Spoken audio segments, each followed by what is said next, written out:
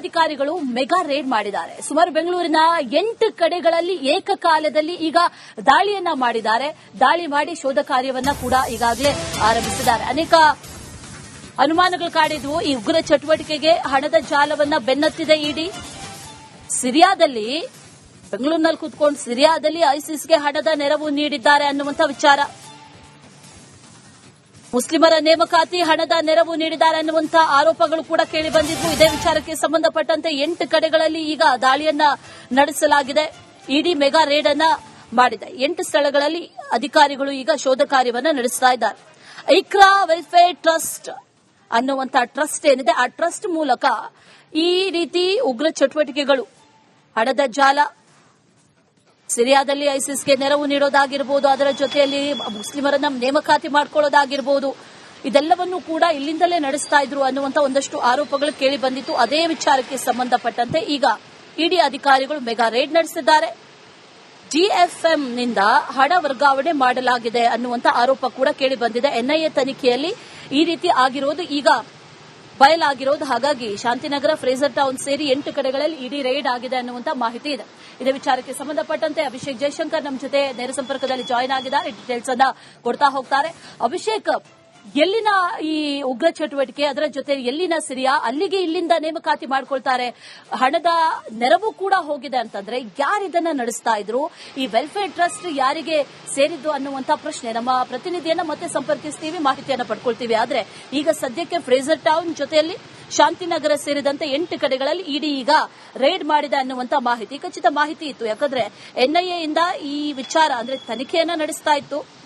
ಉಗ್ರ ಚಟುವಟಿಕೆಗೆ ಹಣದ ಜಾಲವನ್ನ ಯಾರು ನೀಡ್ತಾ ಇದ್ದಾರೆ, ಎಲ್ಲಿಂದ ನೀಡಲಾಗ್ತಾ ಇದೆ ಅನ್ನುವಂಥ ಒಂದಷ್ಟು ಪ್ರಶ್ನೆಗಳು. ಇದೇ ವಿಚಾರಕ್ಕೆ ಸಂಬಂಧಪಟ್ಟಂತೆ ಈಗ ಇಡಿ ದಾಳಿಯನ್ನ ನಡೆಸಿರೋದು. ಡೀಟೇಲ್ಸ್ ಅನ್ನ ಕೊಡ್ತಾರೆ ನಮ್ಮ ಪ್ರತಿನಿಧಿ ಅಭಿಷೇಕ್. ಆಗ್ಲೇ ನಾನು ಕೇಳ್ತಾ ಇದ್ದೆ, ಈ ಸಿರಿಯಾ ಎಲ್ಲಿ ಜೊತೆಯಲ್ಲಿ ಬೆಂಗಳೂರಿನಿಂದ ನೇಮಕಾತಿ ನಡೀತಾ ಇದೆ, ಇಲ್ಲಿಂದ ಹಣದ ನೆರವು ನೀಡ್ತಾ ಇದ್ದಾರೆ ಅಂತಂದ್ರೆ ಈ ಇಕ್ರಾ ವೆಲ್ಫೇರ್ ಟ್ರಸ್ಟ್ ಯಾರಿಗೆ ಸೇರಿದ್ದು, ಯಾರು ಇದನ್ನ ನಡೆಸ್ತಾ ಇದ್ರು, ಜೊತೆಯಲ್ಲಿ ಎಷ್ಟು ಹಣದ ನೆರವು ಹೋಗಿದೆ, ಏನೇನ್ ಮಾಹಿತಿ ಇದೆ ಸದ್ಯಕ್ಕೆ? ಈಗಾಗಲೇ ಏನು ಶಾಂತಿನಗರ ಸೇರಿದಂತೆ ಬೆಂಗಳೂರಿನ 8 ಕಡೆ ಒಂದು ದಾಳಿ ಕೂಡ ನಡೆಸಲಾಗ್ತಾ ಇರುವಂತದ್ದು. ಈಗ ನಾವು ಶಾಂತಿನಗರದಲ್ಲಿದ್ದೀವಿ. ಆ ಶಾಂತಿನಗರದ ಈ ಒಂದು ಮನೆಯಲ್ಲಿ ಇಡಿ ಅಧಿಕಾರಿಗಳು ಒಂದು ದಾಳಿಯನ್ನು ನಡೆಸ್ತಾ ಇರುವಂತದ್ದು ಮತ್ತು ಈ ಹಿಂದೆ ಎನ್ಐಎ ಅಧಿಕಾರಿಗಳು ಒಂದು ಎಫ್ಐಆರ್ ದಾಖಲು ಮಾಡ್ತಾರೆ. ಆ ಎಫ್ಐಆರ್ ನಲ್ಲಿ ಕುರಾನ್ ಸರ್ಕಲ್ ಅಂತ ಹೇಳಿ ಒಂದು ಗ್ರೂಪ್ ಅನ್ನ ಮಾಡಿಕೊಳ್ತಾರೆ. ಅದು ಸಾಮಾಜಿಕ ಜಾಲತಾಣದಲ್ಲಿ ಗ್ರೂಪ್ ಅನ್ನ ಮಾಡಿಕೊಂಡು ಅದರಲ್ಲಿ ಪ್ರಚೋದನಕಾರಿ ಅಂದ್ರೆ ಐಸಿಸ್ ಉಗ್ರ ಚಟುವಟಿಕೆಗೆ ಬೇಕಾದಂತಹ ಒಂದಷ್ಟು ಅಂಶಗಳನ್ನ ಅದರಲ್ಲಿ ಪೋಸ್ಟ್ ಮಾಡುವಂತಹ ಮುಖಾಂತರ ಮತ್ತು ಧರ್ಮದ ಆಧಾರದ ಮೇರೆಗೆ ಸಾಕಷ್ಟು ಒಂದು ವಿಚಾರಗಳನ್ನು ಇಡುವಂತಹ ಮುಖಾಂತರ ಅಲ್ಲಿ ಆ ಒಂದು ಕುರಾನ್ ಸರ್ಕಲ್ ಅನ್ನುವಂತಹ ಇದರಲ್ಲಿ ಒಂದು ಪೋಸ್ಟ್ ಅನ್ನ ಮಾಡ್ತಾ ಇದ್ರು. ಅದರ ಮುಖಾಂತರ ಐಸಿಸ್ಗೆ ಒಂದು ಸೇರಿಸುವಂತಹ ಒಂದು ಯತ್ನಗಳು ಕೂಡ ನಡೀತಾ ಇತ್ತು. ಅಂದ್ರೆ ಯುವಕರನ್ನ ಪ್ರಚೋದನೆ ಮಾಡಿ ಉಗ್ರ ಚಟುವಟಿಕೆಗೆ ಐಸಿಸ್ಗೆ ಸೇರಿಸುವಂತಹ ಒಂದು ಪ್ರಕ್ರಿಯೆ ನಡೀತಾ ಇತ್ತು. ಇದಕ್ಕೆ ಬೇಕಾದಂತಹ ಒಂದು ಫಂಡಿಂಗ್ ಏನಿದೆ, ಆ ಫಂಡಿಂಗ್ ಅನ್ನ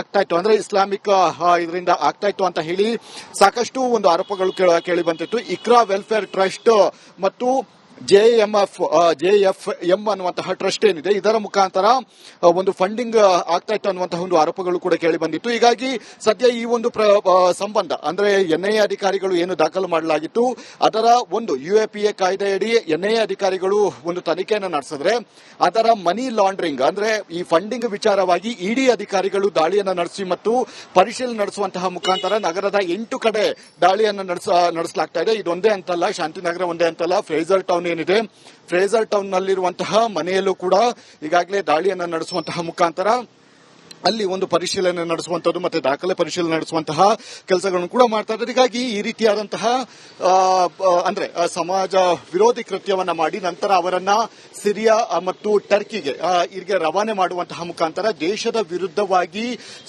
ಒಂದು ಭಯೋತ್ಪಾದಕ ಕೃತ್ಯವನ್ನು ಎಸಗೋದಕ್ಕೆ ಪ್ರಚೋದನೆಯನ್ನ ಮಾಡ್ತಾ ಇರುವಂತದ್ದು. ಮತ್ತು ಈ ಕುರಾನ್ ಸರ್ಕಲ್ ಅನ್ನುವಂತಹ ಈ ಸೋಷಿಯಲ್ ಗ್ರೂಪ್ ಏನಿದೆ, ಸೋಷಿಯಲ್ ಮೀಡಿಯಾ ಗ್ರೂಪ್ ಏನಿದೆ, ಇದರಲ್ಲಿ ಸಾಕಷ್ಟು ಒಂದು ಪೋಸ್ಟ್ಗಳನ್ನು ಅಂದ್ರೆ ಜಿಹಾದಿಗೆ ಸಂಬಂಧಪಟ್ಟಂತಹ ಒಂದಷ್ಟು ಪೋಸ್ಟ್ಗಳು ಮತ್ತು ಮತ್ತು ಜಿಹಾದಿಯನ್ನ ಬೇರೆಯದೇ ರೀತಿಯಾಗಿ ತೋರಿಸುವಂತಹ ಅಂದ್ರೆ ಬಿಂಬಿಸುವಂತಹ ಒಂದು ಕೆಲಸಗಳನ್ನ ಮತ್ತು ಮುಸ್ಲಿಮೇತರರೇನಿದ್ದಾರೆ ಅವರೆಲ್ಲರನ್ನೂ ಕೂಡ ಕಾಫಿರರು ಅನ್ನುವಂತಹ ರೀತಿಯಲ್ಲಿ ಬಿಂಬಿಸುವಂತಹ ಒಂದು ಪ್ರಯತ್ನಗಳನ್ನು ಕೂಡ ಮಾಡ್ತಾ ಇರುವಂತದ್ದು. ಹೀಗಾಗಿ ಸದ್ಯ ಈ ಒಂದು ರೀತಿಯಾದಂತಹ ಒಂದು ಪೋಸ್ಟ್ಗಳು ಆಗ್ತಾ ಇದೆ, ಅಂದ್ರೆ ಸರ್ಕ್ಯುಲೇಟ್ ಆಗ್ತಾ ಇದೆ ಮತ್ತು ಅದು ಕೂಡ ಡಾರ್ಕ್ ವೆಬ್ಗಳ ಮುಖಾಂತರವೂ ಕೂಡ ಸಾಕಷ್ಟು ಈ ಒಂದು ಏನಿದೆ ಅಂದ್ರೆ ವಿಚಾರಗಳೇನಿದೆ ಅದೆಲ್ಲವನ್ನು ಕೂಡ ಇದು ಮಾಡ್ತಾ ಇದ್ದಾರೆ ಅಂತ ಹೇಳಲಾಗ್ತಾ ಇರುವಂತದ್ದು. ಹೀಗಾಗಿ ಸದ್ಯ ಈ ಒಂದು ಪ್ರಕರಣಕ್ಕೆ ಸಂಬಂಧಿಸಿದಂತೆ ಇಡಿ ಅಧಿಕಾರಿಗಳು ಈಗಾಗಲೇ ತನಿಖೆಯನ್ನು ನಡೆಸ್ತಾ ಇದ್ದಾರೆ ಮತ್ತೆ ಇನ್ನು ಉಳಿದಂತಹ ಕಡೆ ಏನಿದೆ ಅಂದ್ರೆ ಇನ್ನು ಉಳಿದಂತಹ ಪ್ರದೇಶದಲ್ಲಿ ಕೂಡ ಇದರ ಬಗ್ಗೆ ಒಂದು ತನಿಖೆ ಮಾಡುವಂತದ್ದು ಮತ್ತೆ ದಾಳಿ ಮಾಡಿ ಪರಿಶೀಲನೆ ನಡೆಸುವಂತಹ ಒಂದು ಪ್ರಕ್ರಿಯೆಗಳು ಕೂಡ ಈಗಾಗಲೇ ಮುಂದುವರೆದಿದೆ.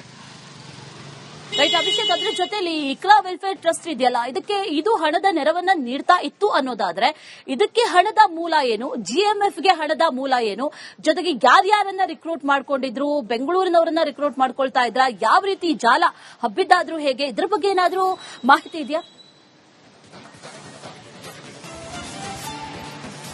ಎಸ್, ಈ ಒಂದು ಇಸ್ಲಾಮಿಕ್ ಸ್ಟೇಟ್ ಏನಿದೆ ಆ ಒಂದು ಫಂಡಿನಲ್ಲಿ ಅಂದ್ರೆ ಇಸ್ಲಾಮಿಕ್ ಮುಖಾಂತರ ಒಂದಷ್ಟು ಫಂಡಿಂಗ್ಗಳಾಗ್ತಾ ಇರುವಂತದ್ದು, ಅಂದ್ರೆ ಧರ್ಮ ಪ್ರಚೋದನೆಗಳಾಗಿರಬಹುದು ಮತ್ತೆ ಇನ್ನಿತರ ವಿಚಾರವಾಗಿ ಫಂಡಿಂಗ್ಗಳನ್ನ ನಿರಂತರವಾಗಿ ಈ ಹಿಂದೆ ಕೂಡ ಆಗ್ತಾ ಇದೆ. ಆದ್ರೆ ಅದೆಲ್ಲವೂ ಕೂಡ ಅನ್ನೋನ್ ಪರ್ಸನ್ ಅಂದ್ರೆ ಯಾರು ಅನ್ನುವಂತಹ ಒಂದು ವಿಚಾರಗಳು ಸ್ಪಷ್ಟವಾಗಿ ಮುನ್ನೆಲೆಗೆ ಬರೋದಿಲ್ಲ ಅಂದ್ರೆ ಯಾರು ಫಂಡ್ ಮಾಡ್ತಾರೆ ಅನ್ನುವಂಥದ್ದು. ಆದ್ರೆ ಕೆಲವೊಂದು ಟ್ರಸ್ಟ್ಗಳ ಮುಖಾಂತರ ನಾವು ಧಾರ್ಮಿಕವಾಗಿ ಮಾತ್ರ ಮುನ್ನಡೆತಾ ಇದ್ವಿ, ಅಂದ್ರೆ ಧಾರ್ಮಿಕ ವಿಚಾರಗಳಿಗೆ ಮಾತ್ರ ನಾವು ಫಂಡ್ ಅನ್ನ ಮಾಡ್ತೀವಿ ಅನ್ನುವಂತಹ ಹೇಳಿಕೆಗಳನ್ನ ಅಂದ್ರೆ ಮುಂದೆ ಇಟ್ಟುಕೊಂಡು ನಂತರ ಅದನ್ನ ಬೇರೆ ಬೇರೆ ರೀತಿಯಾಗಿ ಹಣ ವರ್ಗಾವಣೆ ಮಾಡುವಂತಹ ಒಂದು ಪ್ರಕ್ರಿಯೆಗಳನ್ನು ಕೂಡ ಮಾಡ್ತಾ ಇರುವಂತದ್ದು. ಹೀಗಾಗಿ ಈ ರೀತಿಯಾದಂತಹ ಬೇನಾಮಿ ಟ್ರಸ್ಟ್ಗಳನ್ನ ಸೃಷ್ಟಿ ಮಾಡುವಂತಹ ಮುಖಾಂತರ ಧರ್ಮ ವಿರೋಧಿ ಅಂದ್ರೆ ಭಾರತದ ವಿರುದ್ಧವಾಗಿ ಸಾಕಷ್ಟು ಒಂದು ಭಯೋತ್ಪಾದಕ ಕೃತ್ಯಗಳನ್ನ ಮಾಡೋದಕ್ಕೆ ಬಳಕೆಯನ್ನ ಮಾಡುವಂತಹ ಒಂದು ಕೆಲಸಗಳನ್ನು ಕೂಡ ಇಂತಹ ಒಂದು ಟ್ರಸ್ಟ್ ಮುಖಾಂತರ ಹಣ ಫಂಡಿಂಗ್ ಮಾಡುವಂತಹ ಮುಖಾಂತರ ನಡೀತಾ ಇದೆ ಅಂತಾನೆ ಹೇಳ್ಬೋದು. ಇದನ್ನ ಈ ಹಿಂದೆ ಎನ್ಐಎ ಅಧಿಕಾರಿಗಳು ಇದರ ಬಗ್ಗೆ ಸಾಕಷ್ಟು ಒಂದು ದಾಳಿಯನ್ನು ನಡೆಸಿ ಒಂದಷ್ಟು ಜನರನ್ನ ವಿಚಾರಣೆ ಅಂದ್ರೆ ತಮ್ಮ ಒಂದು ವಶಕ್ಕೆ ಕೂಡ ಪಡೆದುಕೊಂಡಿದ್ರು ಮತ್ತೆ ಅವರನ್ನು ವಿಚಾರಣೆ ನಡೆಸಿದಂತಹ ಸಂದರ್ಭದಲ್ಲಿ ಎಲ್ಲಿಂದ ಯಾರಿಂದ ಫಂಡಿಂಗ್ ಆಗ್ತಾ ಇದೆ ಅನ್ನುವಂತಹ ವಿಷಯಗಳೇನಿದಾವೆ ಅದು ಬ್ಯಾಂಕ್ ಥ್ರೂ ಅಂದ್ರೆ ಅವರ ಬ್ಯಾಂಕ್ ಅಕೌಂಟ್ಗಳೇನಿದೆ ಆ ಬ್ಯಾಂಕ್ ಅಕೌಂಟ್ಗಳ ಮುಖಾಂತರ ಅವರಿಗೆ ಫಂಡಿಂಗ್ ಆಗಿರುವಂತಹ ವ್ಯಕ್ತಿಗಳು ಮತ್ತೆ ಅವರ ಹಿನ್ನೆಲೆ ಏನಿದೆ ಅದೆಲ್ಲದರ ಮಾಹಿತಿಯನ್ನು ಕಲೆ ಹಾಕುವಂತಹ ಮುಖಾಂತರ ಎನ್ಐಎ ಅಧಿಕಾರಿಗಳು ಒಂದಷ್ಟು ಡೀಟೇಲ್ಸ್ ಗಳನ್ನು ಕಲೆ ಹಾಕಿದ್ರು. ಈಗ ಸದ್ಯ ಆ ಡೀಟೇಲ್ಸ್ ಅನ್ವಯವಾಗಿ ಮನಿ ಲಾಂಡ್ರಿಂಗ್ ಆಗಿದೆ ಅನ್ನುವಂತಹ ವಿಚಾರಗಳನ್ನು ಗೊತ್ತಾದ ಬಳಿಕ ಈ ಒಂದು ಪ್ರಕರಣ ಸಹಜವಾಗಿಯೇ ಇಡಿ ಅಧಿಕಾರಿಗಳಿಗೆ ವರ್ಗಾವಣೆಯಾಗುತ್ತೆ. ಇಡಿ ಅಧಿಕಾರಿಗಳು ಆ ಬ್ಯಾಂಕ್ ಸ್ಟೇಟ್ಮೆಂಟ್ಗಳು ಮತ್ತು ಅದು ಎಲ್ಲಿಂದ ಫಂಡಿಂಗ್ ಆಗ್ತಾ ಇದೆ ಮತ್ತೆ ಯಾರಿಂದ ಫಂಡಿಂಗ್ ಆಗ್ತಾ ಇದೆ ಮತ್ತೆ ಅದಕ್ಕೆ ಬೇಕಾದಂತಹ ವ್ಯಕ್ತಿಗಳು ಯಾರು ಅದೆಲ್ಲದರ ಮಾಹಿತಿಯನ್ನು ಕಲೆ ಹಾಕುವಂತಹ ಕೆಲಸಗಳನ್ನ ಈಗ ಮಾಡ್ತಾ ಇದೆ. Right Abhishek, thank you ಡೀಟೇಲ್ಸ್ಗೆ.